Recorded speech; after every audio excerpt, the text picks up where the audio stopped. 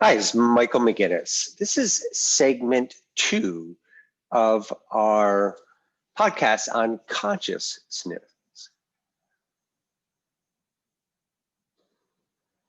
Hi, it's Michael McGinnis. This is part 2 on our podcast on consciousness.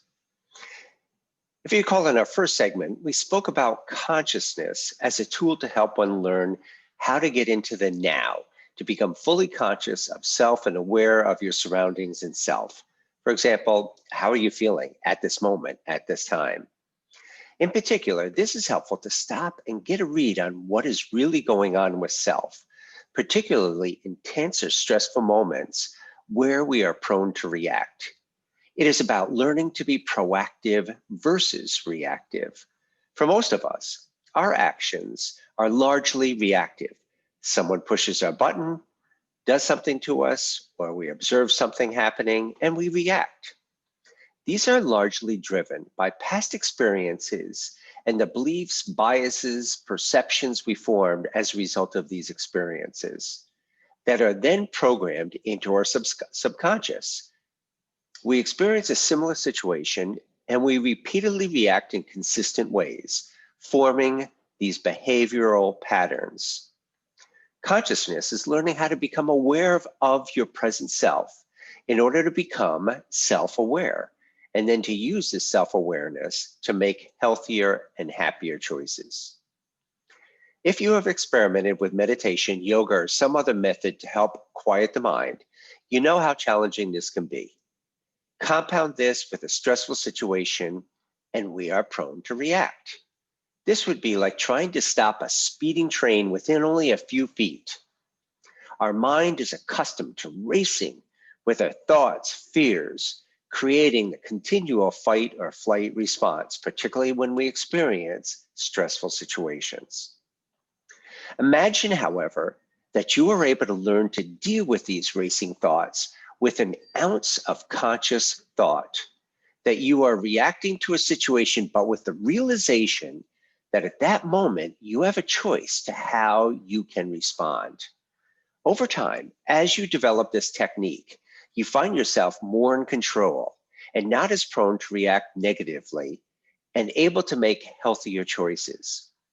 These moments are incredibly freeing, and with it brings greater levels of peace, harmony, happiness, and joy. Remember, we're no longer reacting our way through life, but responding to it as you want to. Okay, so how do we stop this speeding train? Actually, you don't stop the train. You simply acknowledge it. This is simply by becoming aware that something is going on. For me, I constantly can step back at almost any moment and feel my mind racing. I'm thinking of the next thought, the next meeting, the next sentence I have to say, what's going on, what's for dinner, all of these thoughts just constantly going. So I stop, become aware that my mind is racing, and then I'll make a step. And we'll be talking about steps through this podcast as to what to do to help to sort of distract yourself from this speeding freight train known as our mind. The most powerful step you can take is to pull away from the situation momentarily to admit to yourself how you are feeling. This requires two elements. The first is the ability to pull back, and the second is to acknowledge what your feeling is. It sounds simple, but developing this skill for most takes time and practice. Yet, this is an incredible victory for you to accomplish this. You have learned now how to be more conscious of self. The best way I have learned to accomplish this is using an approach to creating a new habit by practicing a desired behavior, both physically and mentally, several times a day, particularly when there are no situations taking place. Begin by mentally rehearsing this new behavior. For example, for me, it's recognition of the stressful event. And I know myself, I'm prone to sort of get pulled in. I get anger easily. And as a result, I need to pull myself back. So I'm going to pull myself back, sort of turn away from the situation, walk to the bedroom, a neutral location, and then take a few deep breaths until I start feeling a little bit more settled. In your mind, visualize this many times over, stating what you're doing. Okay, this is the situation. I'm feeling tense right now. So I'm telling the other person that right now, I just need to go to the bathroom. And I go there, close the door, and I recognize that my tendency, my pattern here is to burst out with reaction, with anger, with frustration, or to run away. So in this particular case, I'm going to take several deep breaths. I'm noticing now that as I take some breaths, I still feel the tension, but I'm beginning to feel more settled. And I can approach this situation now a little more calm, cool, and collected. In fact, I repeat that affirmation to myself several times now. I am calm, cool, and collected. I am calm, cool, and collected. If the situation worsens, I'll repeat this. So that's my mental rehearsing of this. The benefit of this is that now when the occurrence comes, you've already practiced several times over in your mind what to do and how to do it. And as a result, you then are more prone to do that behavior. That's standard sports psychology. In fact, that's how I learned really challenging skill sets. For example, for years I was on volunteer ambulance and I was out there alone, remote, arriving at an accident with this incredible feeling of responsibility. And so the training kept us practicing over and over and over again, mentally and then physically, the situation, the ABCs as we called it, to be able what to do, how to do that. And I'd practice and rehearse that in my own mind at home. And I'll never forget that very first night, my very first call was a very tough situation. I arrived, the family was yelling and screaming, and I was able to separate myself because mentally I'd rehearsed this many times over, stopped, stepped back, pulled out the equipment I needed, and began to conduct the procedure. Now physically do what you've rehearsed visually. That's the next step. We've practiced it mentally. Begin by feeling the tension in your body and the anger emerge. State to yourself, I'm feeling anger now and I need to pull back. Walk to the bathroom and take your deep breaths. Feel how the body comes down a little bit. Not looking for a miracle here, just the ability to be able to step back a bit, reconvene, gain your composure before going back into the situation, and now with a little bit more calmer mind. Remember that state, that affirmation to yourself. Affirmations are powerful. I talk about this in my book on personal growth and self-discovery, and many of the talks is one of the most powerful tools for self-discovery you can use. Affirmations are like reprogramming your subconscious, except you're reprogramming it with the kind of beliefs, behaviors that you now want to do, you want to be. It's the person you want to be. Repeat this process every day and practice it now for at least 21 days. You can read about it. That's the psychology behind forming a new habit. Learning cause and effect. In this step, we'll learn how to become more conscious of the cause and effect in life. Let's illustrate this using a simple example. We are busy performing a task at work and are interrupted by a colleague. This happens repeatedly and you find it very frustrating. Just being able to recognize this connection is learning how to become more self-aware and conscious. So let's work on learning how to pull back for a moment. Your colleague in this example walks up to your desks and asks you a question, even though you are busy on a phone call or a task. So before we learn how to put the brakes on, let's assess how we feel when we experience this. In this case, you state that you feel frustrated and angry when this happens. Why is this person interrupting me? Can't they see I'm busy? So to you, it's the expectation that they would understand your situation, but clearly they don't. Super job. You just connected the dots. When you are interrupted while you are busy, you feel frustrated. You feel a lack of respect. This happens quite frequently during the day, and in particular with one colleague. Wow. As simple as this achievement may seem that we've done so far, you are learning cause and effect, which is so key to your self-awareness.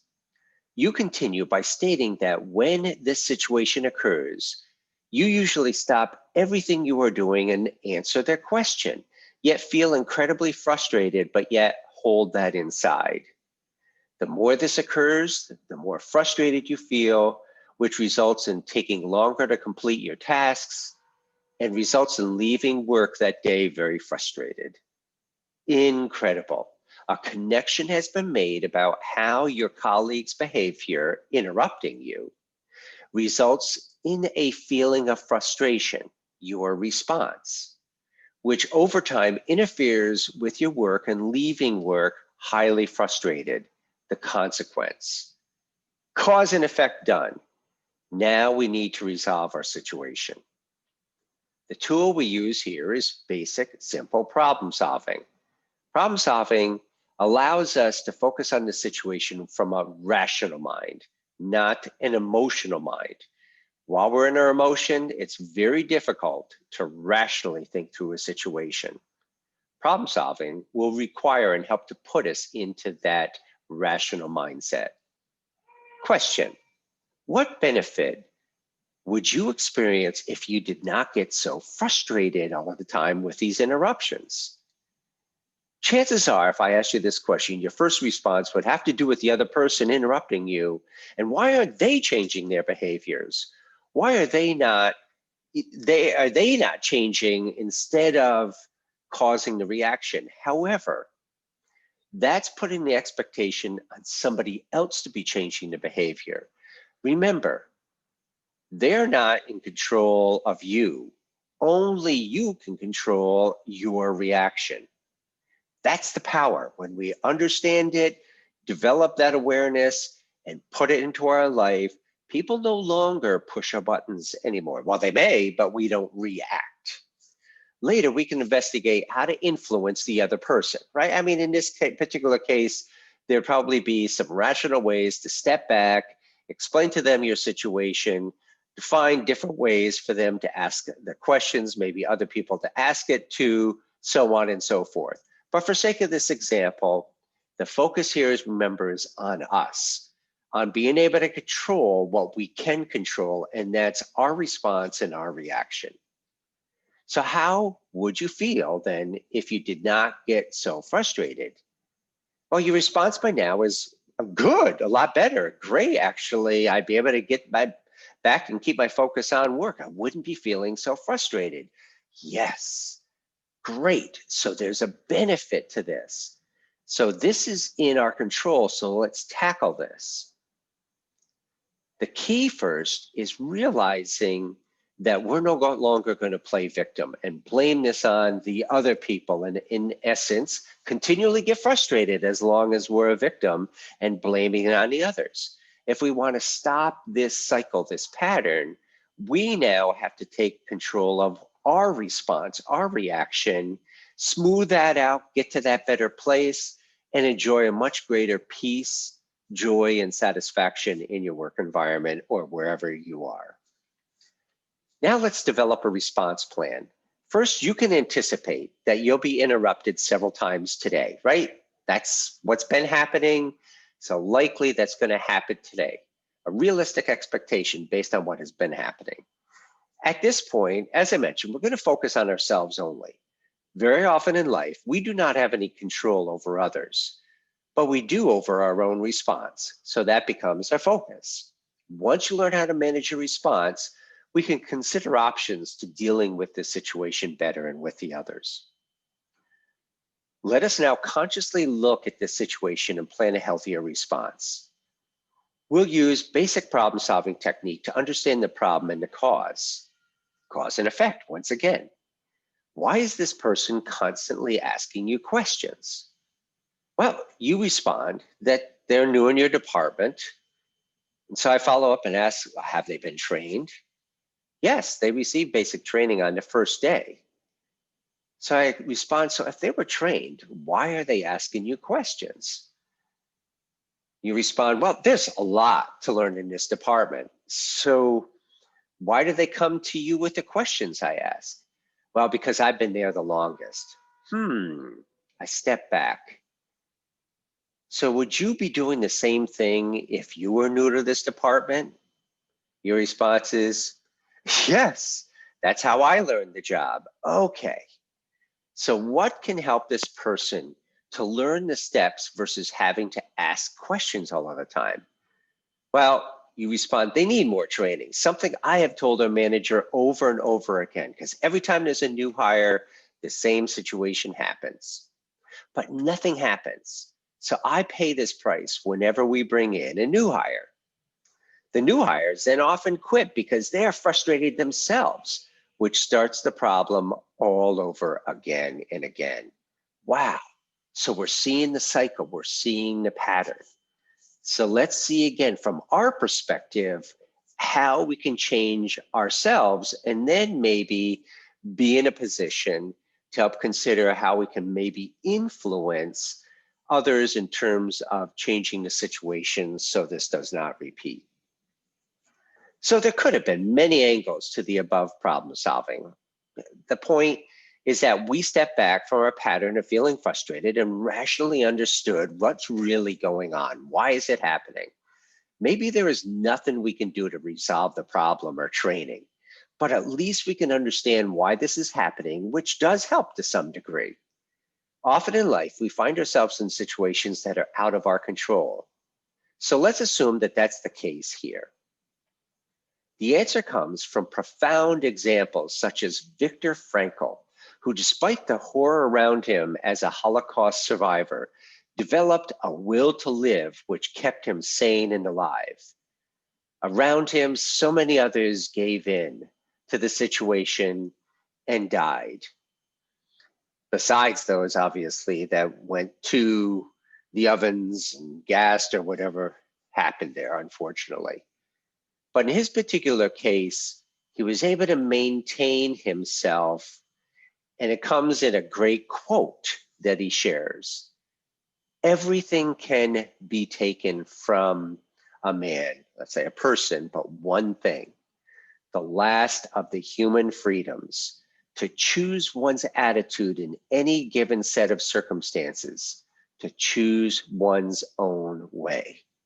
And that came from his book, Man's Search for Meaning.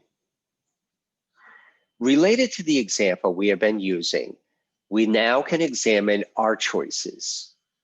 Do we look for another job, confront our manager, talk with human resources, or other options that we may consider? Well, if we have valid reasons to stay in the job and not take any action, then we're confronted with what Viktor Frankl suggests. We simply have to change our attitude towards this situation. Sometimes we are stuck. Sometimes we do have that choice. We can leave, but sometimes our situation, our salary, our personal situation, our finances require that we stay put, even in a situation where we're not happy. This is perfect for these types of responses, being able to control our attitude and not let the situation around us bring this down because we're letting others have that impact, their control on our life. So let's assume that accepting this situation for another 5 years until we retire is the only realistic solution we have at this time. Therefore, we have to learn how to deal with these situations differently so that we do not get so frustrated. We develop a response plan in a similar way we discussed before and practice it physically and mentally. Obviously, we can agree that there were likely many other alternatives that this person could have considered. But for the purposes of our discussion, the goal was to learn how we can develop a new habit that will result in us feeling better. That's the victory. Being conscious is about learning to be in the moment where we can learn to observe self and then choose how we react. The more you practice this, the more conscious and aware you are becoming of how you behave. Over time, you begin to hone your rough edges, those immediate responses, those immediate reactions, and then find yourself happier and more content even in difficult situations. Then you can then teach others the same. In our next segment podcast, we will focus on conscious living, how we can live life more in the moment and aware more of the time. Thanks so much for joining. Have a great day. Remember, be conscious and be aware. How are you feeling right now? What are you thinking? Pull back, take that deep breath. Is it a stressful situation? What's it feeling? Step back, relax, take that deep breath. I'm calm, cool, and collected. Okay, now I can get back into the situation. Now I can repeat these steps in the case that I become tense again. But now more rationally, I find I can much better deal with these situations without the anger, the fight, the yelling, and the screaming. Wow. Plus, I feel better. Victory. Well done.